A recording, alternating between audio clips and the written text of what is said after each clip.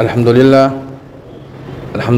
نحمده ونستعينه ونستغفره ونؤمن به ونتوكل عليه ونعوذ بالله من شرور أنفسنا ومن سيئات أعمالنا من يهده الله فلا مضل له ومن يضلله فلا هادي له ونشهد أن لا إله إلا الله وحده لا شريك له ونشهد أن سيدنا وسندنا وشفيعنا وحبيبنا ومولانا محمد وبارك وسلم. أما بعد قال الله تبارك وتعالى في كلامه المجيد والفرقان الحميد: أعوذ بالله من الشيطان الرجيم، بسم الله الرحمن الرحيم.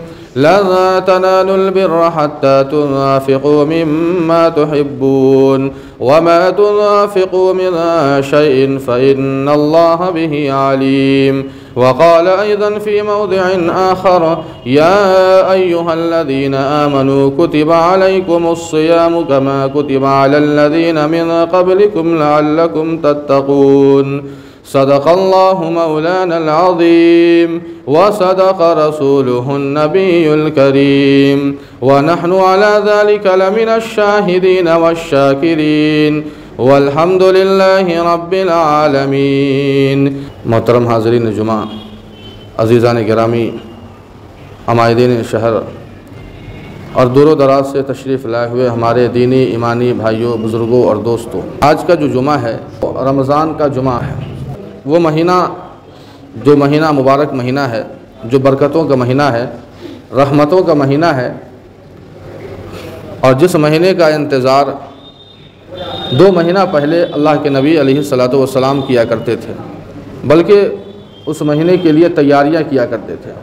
ہم نے اور آپ نے دیکھا ہے کہ جب بارش ہوتی ہے تو ڈائریکٹ بارش نہیں ہوتی ہے، بارش ہونے سے پہلے ایک ٹھنڈی ہوا چلتی ہے اور اس ٹھنڈی ہوا کے بعد بادل چھاتے ہیں اور پھر اس کے بعد بارش ہوتی ہے.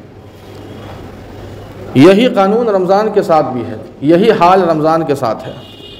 2 مہینہ پہلے جب رجب کا مہینہ آتا ہے تو رجب کے مہینے میں گویا رحمت کی ٹھنڈی ہوائیں چلتی ہے، پورا مہینہ رحمت کی ٹھنڈی ہوائیں چل رہی ہے. جب شعبان کا مہینہ آتا ہے تو پھر رحمت کے بادل چھا جاتے ہیں، اور جو ہی رمضان کا مہینہ آتا ہے تو اللہ تعالیٰ رحمتوں کی بارش نازل فرماتے ہیں. یہ اللہ تعالیٰ کی بڑی مہربانی ہے.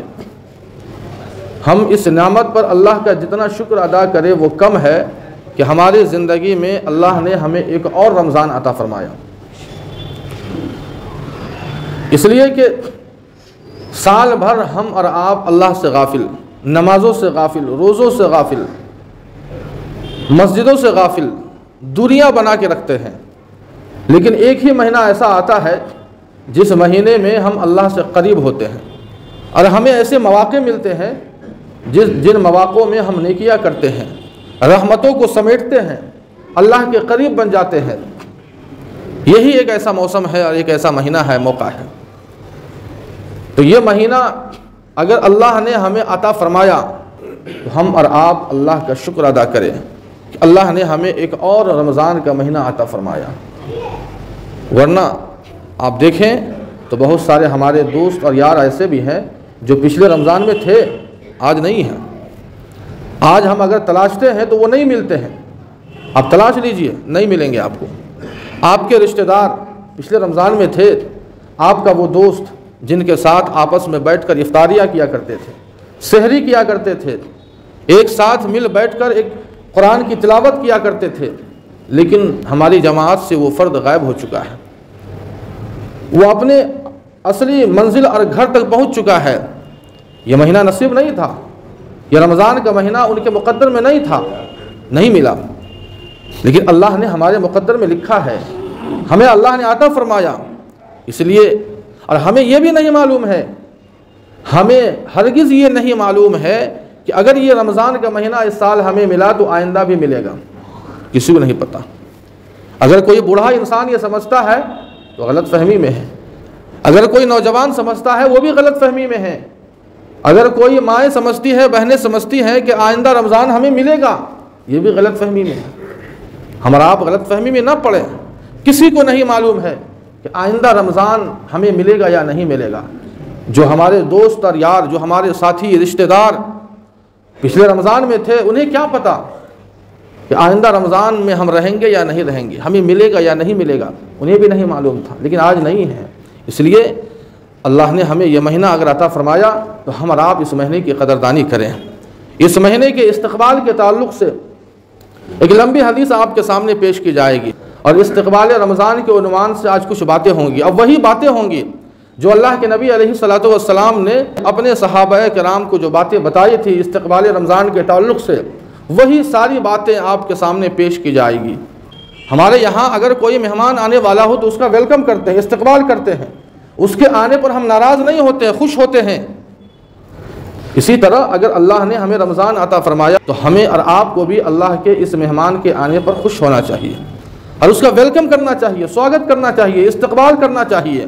تو استقبال رمضان کے تعلق سے آج چند باتیں آپ کے سامنے پیش کی جائے گی۔ ایک لمبی حدیث ہے جو آپ کے سامنے پیش کرنی ہے، حضرت سلمان فارسی رضی اللہ عنہ کے حوالے سے وہ حدیث آپ کے سامنے ہو بہو آپ کے سامنے پیش کی جائے گی۔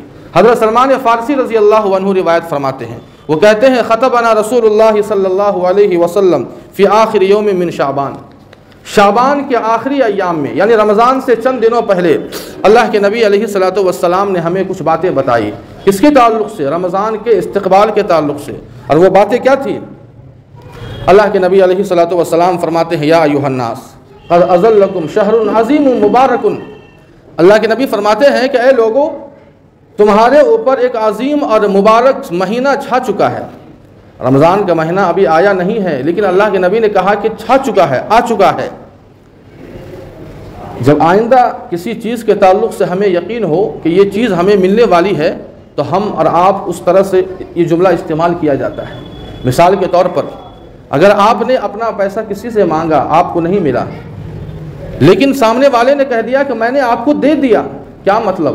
یعنی آپ یقین مانیے کہ بہت جلد میں دینے والا ہوں۔ آپ نے مانگا یعنی میں نے دے دیا، میں نے یہ کام کر لیا، آپ سمجھیے میں نے یہ کام کر لیا۔ اللہ کے نبی فرماتے قد اظلکم، تمہارے اوپر چھا چکا ہے، یعنی آ چکا ہے۔ قد اظلکم شہر عظیم مبارک، دنیا میں کچھ لوگ ایسے ہیں جو آتے ہیں اور چلے جاتے ہیں، آتے ہیں اور چلے جاتے ہیں، ان کا نام و نشان بھی باقی نہیں رہتا ہے۔ لیکن کچھ لوگ تو ایسے ہوتے ہیں جو چھا جاتے ہیں، سمجھ رہے بات کو؟ کچھ لوگ ایسے ہوتے ہیں جو تاریخ بنا کر چلے جاتے ہیں، ان کو یاد کیا جاتا ہے، ان کا نام و نشان باقی رہتا ہے، وہ پوری دنیا پر چھا جاتے ہیں، وہ پورے اپنے علاقے پر چھا جاتے ہیں، وہ ایسا کام کر جاتے ہیں، ان کے اندر ایسی خوبیاں ہوتی ہیں کہ جو اپنی خوبیوں کی وجہ سے وہ پورے علاقے اور پورے اپنے ملک پر چھا جاتے ہیں، پوری دنیا پر چھا جاتے ہیں۔ اللہ کے نبی فرماتے قد اظلکم، چھا چکا ہے، یعنی یہ مہینہ معمولی مہینہ نہیں ہے، مہینہ آیا اور گیا، ہمیں پتہ بھی نہیں چلتا ہے۔ شوال کا مہینہ کب آیا کب ختم ہوا نہیں پتہ چلا، رجب کا مہینہ کب آتا ہے کب جاتا ہے ہمیں نہیں پتہ چلتا ہے، محرم کا مہینہ کب آتا ہے پتہ نہیں چلتا ہے، ذی القعدہ کا مہینہ کب آتا ہے چلا جاتا ہے ہمیں نہیں پتہ ہے۔ تو دنیا میں جیسے کچھ لوگ آتے اور جاتے ہیں، ان کا کوئی نام و نشان باقی نہیں رہتا، اسی طرح 11 مہینے ایسے ہیں جو آتے اور چلے جاتے ہیں، لیکن کچھ لوگ ایسے ہوتے ہیں جو تاریخ بنا کر جاتے ہیں، جو نام و نشان اپنا چھاپ چھوڑ کر جاتے ہیں۔ اللہ کے نبی فرماتے قد اظلکم، چھا چکا ہے، یعنی یہ مہینہ اتنا عظیم مہینہ ہے، اتنا مبارک مہینہ ہے، اس مہینے کے اندر اتنی خوبیاں ہیں کہ جو آتا اور جاتا نہیں ہے بلکہ چھا جاتا ہے، ایک یادگار چھوڑ کر چلا جاتا ہے۔ اس لیے آپ نے دیکھا ہوگا جب رمضان کا مہینہ گزر جاتا ہے تو چاہے کیسا بھی مومن ہو، کیسا بھی مسلمان ہو، اس کو دل میں دکھ ضرور ہوتا ہے، تکلیف ہوتی ہے، کتنا اچھا مہینہ تھا، کیا نورانیت تھی، کیا برکتیں تھیں، کیا رحمتیں تھیں، ایک تکلیف ہوتی ہے، دل کو افسوس ہوتا ہے، کاش کہ کچھ اور دن اللہ کا یہ مہمان رک جاتا۔ اللہ کے نبی فرماتے قد اظلکم شہر عظیم مبارک، عظیم تو ہے ہی، عظمت والا، فضیلت والا، اس کی عظمتوں کا کیا کہنا، اس کی فضیلتوں کا کیا کہنا، جو تمام مہینوں کا سردار ہے، جس طرح 7 دنوں میں جمعہ کا دن تمام مہینوں کا سردار ہوتا ہے، اسی طرح جتنے بھی یہ مہینے ہیں، یہ 12 مہینے ہیں، ان مہینوں میں سب سے افضل اگر کوئی مہینہ ہے تو وہ رمضان کا مہینہ ہے، تمام مہینوں کا سردار اگر کوئی مہینہ ہے تو وہ رمضان کا مہینہ ہے۔ شہر عظیم مبارک، یہ برکتوں والا مہینہ ہے۔ برکت کہتے کس کو ہے؟ ایک لفظ آتا ہے برکت اور ایک آتا ہے کثرت، دونوں میں فرق سمجھیے۔ برکت کے معنی آتے ہیں کہ جس میں وقت کم لگے اور فائدہ زیادہ ہو. کثرت کا الٹا معنی جس میں وقت زیادہ ہو اور فائدے کم ہو. وقت زیادہ ہو اور فائدے کم ہو یہ کثرت ہے. اور برکت کے معنی آتے ہیں کہ وقت کم ہو فائدے زیادہ ہو. مثال کے طور پر 4 روٹیاں اگر ہم کھائیں گے لیکن اس کے بعد بھی پیٹ نہیں بھرتا یہ کثرت ہے. لیکن 2 روٹی ہے ہم نے 2 ساتھی مل کر ہم نے کھایا اور ہمارا پیٹ بھر گیا یہ برکت ہے. اس کو برکت کہتے ہیں. اللہ کے نبی فرماتے ہیں کہ شہر عظیم مبارک یہ برکتوں والا مہینہ ہے. اب برکت کس حساب سے ہے وہ ساری تفصیل اللہ کے نبی علیہ الصلوۃ والسلام نے ایک لمبی حدیث ہے جو آگے بیان فرماتے ہیں. اللہ کے نبی فرماتے ہیں برکت کی وضاحت اور تشریح کرتے ہوئے شہر فیہ لیلۃ خیر من الف شہر یہ ایسا مہینہ ہے برکتوں والا. اس مہینے میں ایک رات آتی ہے جو 1000 راتوں سے بہتر ہے. ایک رات 1000 راتوں سے بہتر ہے. یہی برکت ہے. یعنی 1000 رات اگر کوئی جاگ کر عبادت کرے اور رمضان میں جو ایک رات آتی ہے جس کو ہم اور آپ شب قدر کہتے ہیں اس رات میں جاگ کر اللہ کی عبادت کر لے تو گویا وہ 1000 رات وہ جاگ کر اللہ کی عبادت اس نے کی. یہی تو برکت ہے. برکت کی وضاحت کر رہے اللہ کے نبی علیہ الصلوۃ والسلام. شہر فیہ لیلۃ خیر من الف شہر جو 1000 راتوں سے بہتر وہ رات ہے. آگے فرماتے ہیں شہر جعل اللہ صیامہ فریضۃ وقیام لیلہ تطوعا. اللہ کے نبی فرماتے ہیں کہ یہ مہینہ ایسا مہینہ ہے کہ جس مہینے کے اندر اللہ تعالیٰ نے اس کے روزے کو فرض کیا وقیام لیلہ تطوعا اور اس میں رات میں جو تراویح ہوتی ہے اسے نفل اور سنت کہا. یہ 2 عبادت رمضان کی سب سے اہم عبادت ہے. روزہ رکھنا اور تراویح یہ 2 اہم عبادت ہے رمضان کی. دن میں روزے رکھنا اور رات میں تراویح پڑھنا. اللہ کے نبی نے فرمایا کہ اس مہینے کے روزے کو فرض قرار دیا گیا. لہٰذا ہم اور آپ اگر معمولی بیماری کی وجہ سے کچھ لوگ تو رمضان کے مہینے کو فرض سمجھتے ہی نہیں ہیں جیسے 11 مہینے ویسے رمضان کا مہینہ اور روزے کی تو کوئی اہمیت ہی نہیں ہے. خاص طور سے مرد حضرات کے اندر معافی کے ساتھ مرد حضرات کے اندر اس کی اہمیت بہت کم ہے. ہماری ماں اور بہنیں اس نیکی کے اندر ہم سے آگے ہیں. فرض قرار دیا اللہ تعالیٰ نے اس مہینے کے روزے کو فرض کہا ہے. لہٰذا اگر کوئی معمولی بیماری کی وجہ سے بہت سارے آپ کو ایسے مل جائیں گے شوگر کی بیماری ہے اس کی بیماری اس کی بیماری پیٹ میں درد ہے سر میں درد ہے ہم نے روزہ کو چھوڑ دیا. اللہ کے نبی فرماتے ہیں کہ رمضان کا ایک روزہ اگر کوئی جان بوجھ کر چھوڑ دے اور اس کے بدلے پوری زندگی نفل روزہ رکھے پھر بھی وہ سارے روزے ایک رمضان کے چھوڑے ہوئے فرض روزے کی بھرپائی نہیں کر سکتے. وہ ثواب نہیں مل سکتا ہے. آپ بھلے اس کے بدلے پڑھ لیں بعد میں لیکن جو ثواب رمضان کے روزوں پر ملتا ہے وہ ثواب پوری زندگی آپ نفل پڑھتے رہیں نفل روزہ رکھتے رہیں گے وہ ثواب آپ کو نہیں ملے گا. تو رمضان کا روزہ یہ فرض ہے. وقیام لیلہ تطوعا اور تراویح کے تعلق سے ارشاد فرمایا کہ یہ سنت ہے سنت مؤکدہ ہے. نوافل میں آتا ہے لیکن نوافل اس تراویح کی نماز کو اللہ کے نبی نے خاص اہتمام سے بیان فرمایا. تہجد کو نہیں بیان فرمایا اور نوافل کا بیان نہیں کیا لیکن تراویح کا اہتمام سے اللہ کے نبی علیہ الصلوۃ والسلام نے تذکرہ فرمایا جس کی اہمیت کا اندازہ ہم اور آپ لگا سکتے ہیں. لہٰذا یہ سوچ کر کہ یہ نفل ہے یہ سنت ہے یہ مستحب ہے اگر آدمی تراویح کا اہتمام اور پابندی نہ کرے تو یہ ہماری اور آپ کی بدقسمتی ہے. اللہ کے نبی فرماتے ہیں کہ جب نامہ اعمال کل قیامت میں اللہ کے سامنے پیش ہوں گے اور فرائض میں جب کمی آئے گی تو اس کی بھرپائی نوافل سے ہوگی. اس کی بھرپائی نوافل سے کی جائے گی.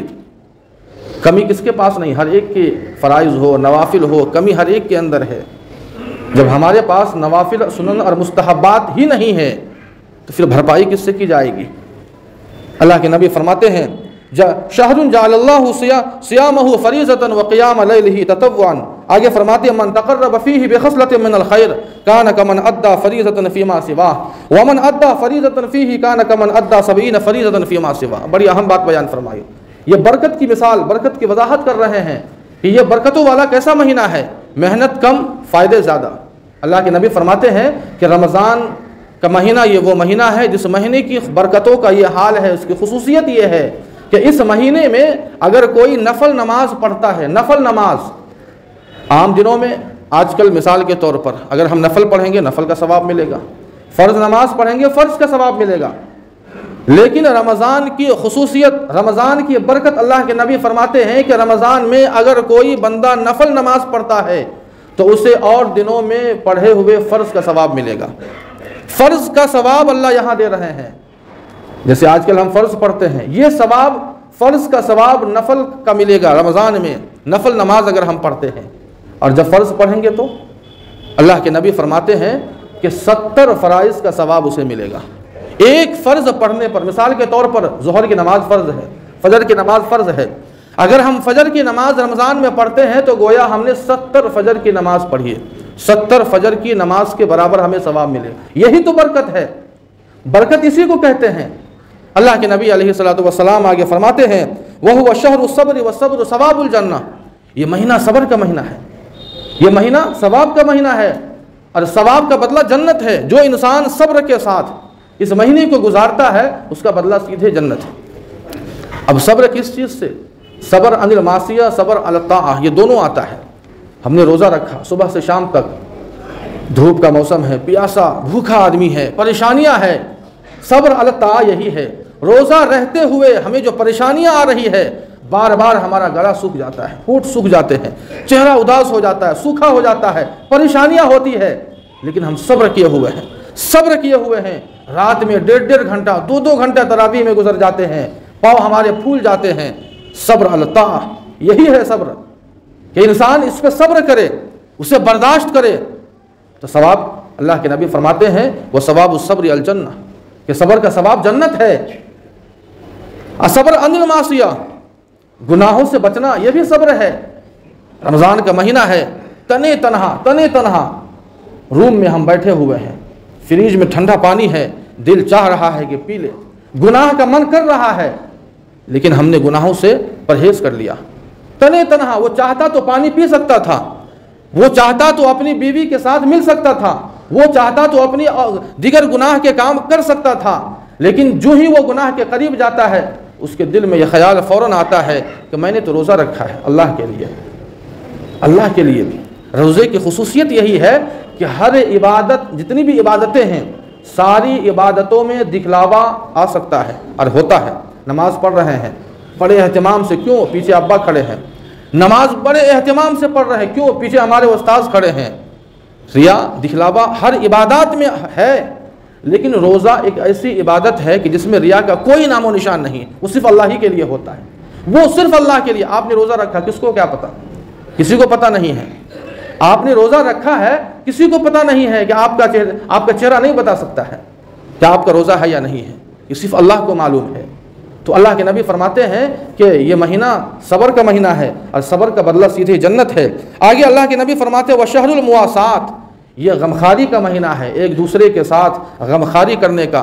ایک بندہ آپ کا ایک پڑوسی روزے سے ہے، افطاری کا کوئی انتظام نہیں ہے، غمخواری کیجیے، اس کے ساتھ حسن سلوک کا معاملہ کیجیے۔ افطاری کا انتظام نہیں ہے، سحری کا انتظام نہیں ہے، کوئی غریب انسان ہے، کوئی پردیسی ہے، کوئی مسافر ہے، آپ اس کا خیال کیجیے۔ وَشَهْرُ الْمُوَاسَاةِ، آگے فرماتے ہیں وَشَهْرٌ يُزَادُ فِي رِزْقِ الْمُؤْمِنِ فِيهِ، عجیب بات اللہ کے نبی فرماتے ہیں، اس مہینے میں اللہ تعالیٰ مومن کے رزق کو بڑھا دیتے ہیں، جبکہ آمدنی اتنی ہی ہے اور خرچہ ہمارا بڑھ جاتا ہے۔ آپ دیکھ لیجئے، اگر اور مہینوں میں 10,000 روپیے خرچے ہیں، خرچ اگر ہو رہا ہے تو رمضان کے مہینے میں آپ ڈبل رکھیے، 20,000 25,000 30,000 خرچ ہمارا بڑھ رہا ہے۔ بلکہ اگر غور سے دیکھا جائے تو آمدنی گھٹ جاتی ہے، لیکن پھر بھی اللہ کے نبی فرماتے ہیں کہ یہ ایسا مہینہ ہے کہ جس مہینے میں مومن کے رزق کو بڑھا دیا جاتا ہے۔ اور اس کی مثال اس طرح سے ہم دیکھ سکتے ہیں کہ شام کے وقت جب افطاری کا وقت ہوتا ہے، ایک غریب محلے کا آدمی ہے، اس کے آنگن میں چلے جائیے تو اس کے دسترخوان پر بھی 10 آئٹم آپ کو ملیں گے۔ کہاں سے آیا؟ کہاں سے آیا یہ؟ اللہ تعالیٰ اس کے رزق میں اضافہ کر دیتے ہیں۔ ایک عام غریب انسان بھی ہے جو پورے سال دال چاول دال روٹی کھاتا ہے، نمک اور روٹی پر اکتفا کرتا ہے، لیکن رمضان آتا ہے تو اللہ تعالیٰ اس کے رزق میں اضافہ کر دیتے ہیں اور اس کے لیے بہترین رزق کا انتظام کرتے ہیں۔ وَشَهْرٌ يُزَادُ فِيهِ فی رزق المومن، آگے فرماتے من فطر فیہ صائما کان مغفرۃ لذنوبہ وعتق رقبتہ من النار، جو انسان کسی روزے دار کو افطار کرائے گا اللہ فرماتے ہیں اس کے گناہوں کو معاف فرما دیں گے اور اسے جہنم سے آزاد کر دیں گے۔ کسی روزے دار کو افطار کرانے کا یہ ثواب ہے، روزے دار کا اللہ تعالیٰ افطار کرانے والے کے گناہوں کو معاف فرما دیں گے اور اسے جہنم سے آزاد فرما دیتے ہیں۔ آگے اللہ کے نبی فرماتے ہیں کان لہ مثل اجرہ من غیر ان ينقصر من اجرہ شیء، ایسا نہیں ہے کہ اگر ہم نے کسی روزے دار کو روزہ افطار کرا دیا تو ثواب بٹ جائے گا، آدھا ہم کو آدھا اس کو، ایسا نہیں ہے۔ اللہ کے نبی فرماتے ہیں کہ دونوں کو برابر ثواب ملے گا، دونوں کو برابر۔ روزے دار کو جتنا ثواب مل رہا ہے، روزہ کروانے والے، افطار کروانے والے کو بھی اتنا ہی اللہ کے نبی فرماتے ہیں ثواب ملے گا۔ اب یہاں پر صحابہ کرام کو تشویش ہوئی، قالوا یا رسول اللہ، صحابہ کرام نے پوچھا کہ اللہ کے نبی لیس کنا یجد ما یفطر صائم، اللہ کے نبی نے کہا کہ اللہ کے نبی ہر ایک ہمارے ساتھی ایسے نہیں ہیں کہ جو افطار کرا سکے، جو افطار کرا سکے، غریب ہے، مسکین ہے، یتیم ہے، کہاں سے لائیں گے اتنا پیسہ افطاری کرانے کا؟ تب کیا ہوگا اس کا؟ یہ ثواب کیسے ملے گا؟ یہ صحابہ کرام کے دل میں بات آئی۔ اللہ کے نبی علیہ الصلوۃ والسلام فرماتے ہیں قال رسول اللہ صلی اللہ علیہ وسلم یؤتی اللہ ھذا الثواب من فطر صائما علی تمرۃ او شربۃ ماء او مسقۃ لبن، اللہ کے نبی نے فرمایا کہ یہ جو ثواب ہے، کسی کو افطار کرانے کا جو ثواب ہے کہ اس کے گناہوں کو معاف کر دیا جائے گا، اسے جہنم سے آزاد کر دیا جائے گا، یہ ثواب صرف پیٹ بھر کھلانے پر نہیں ہے۔ اللہ کے نبی فرماتے ہیں کہ اگر کوئی روزے دار کو پیٹ بھر کھلا دے پہ افطاری میں اتنا ثواب ملے گا، لیکن صرف اسی پر اتنا ثواب نہیں ہے۔ اگر کسی کے پاس طاقت نہیں ہے، ایک گھونٹ پانی آپ پلا دیجئے، ایک کھجور آپ کو کسی کو کھلا دیجئے، ایک گھونٹ پانی، ایک گلاس پانی، 2 کھجور، 2 چھہارے آپ کسی کو کھلا دیجئے۔ اتنا بھی اگر طاقت ہے اور اتنا اگر کوئی کر لے، روزے دار کو افطار کرا دے ایک کھجور کے ذریعے، ایک گھونٹ پانی کے ذریعے، اللہ کے نبی فرماتے ہیں کہ اس کو بھی اتنا ہی ثواب ملے گا۔ یہی برکت ہے، یہی تو برکت ہے کہ محنت کم ہے لیکن فائدے زیادہ ہے۔ آگے اللہ کے نبی اخیر میں فرماتے ہیں، بڑی لمبی حدیث ہے، اللہ کے نبی فرماتے ہیں کہ وہ شہر اولہ رحمت واوسطہ مغفرۃ واخرہ عتق من النار، پہلا عشرہ رحمت کا، دوسرا مغفرت کا، اور تیسرا جہنم سے خلاصی کا۔ پہلا عشرہ 10 دن رحمت کا، اللہ کی رحمتوں کا نزول ہوتا ہے، اور دوسرا عشرہ مغفرت کا ہے، اور تیسرا وعتق من النار، جہنم سے خلاصی کا ہے۔ اور لمبی حدیث ہے، اس کا اور حصہ باقی ہے جو انشاءاللہ ہم آپ سنیں گے۔ پورا سال ہم آپ غفلت میں گزار دیتے ہیں، لیکن یقین مانیے کہ اگر ہمیں اللہ تعالیٰ رمضان کا مہینہ اگر نصیب فرما رہے ہیں تو ہم سے بڑھ کر کوئی خوش قسمت انسان نہیں ہو سکتا ہے۔ یہ اللہ کی مہربانی سمجھیے کہ اللہ نے ہمیں نواز دیا، ہمیں موقع دیا کہ ہم اللہ کی رحمتوں کو سمیٹے، اپنے گناہوں کو معاف کروا لے، اللہ کا تقرب اور قرب حاصل کرے۔ اس لیے جس طرح ہم سال بھر گزارتے ہیں، جو ہماری روٹین ہے، ہم سال بھر اپنے من سے کھاتے ہیں، اپنے من سے زندگی گزارتے ہیں، اپنے من سے جو چاہتے ہیں کرتے ہیں، لیکن اللہ کے واسطے کم از کم 1 مہینہ اپنے من کو چھوڑ دیں۔ اللہ نے جیسا کہا اس حساب سے اگر گزاریں گے تو اللہ تعالیٰ ضرور ہمارے گناہوں کو معاف فرمائیں گے اور ہمارے درجات کو بلند فرمائیں گے۔ جو بھی باتیں کہی گئی ہے، اللہ پاک سے دعا ہے کہ اللہ پاک ہم سبوں کو ان باتوں پر عمل کرنے کی توفیق عطا فرمائے۔ اللہ ہمیں رمضان کے مہینے کی قدردانی کی توفیق عطا فرمائے۔ روزوں کا اہتمام، تراویح کا اہتمام، قرآن پاک کی تلاوت کا اہتمام اللہ ہمیں توفیق عطا فرمائے۔ وآخر دعوانا الحمدللہ رب العالمین۔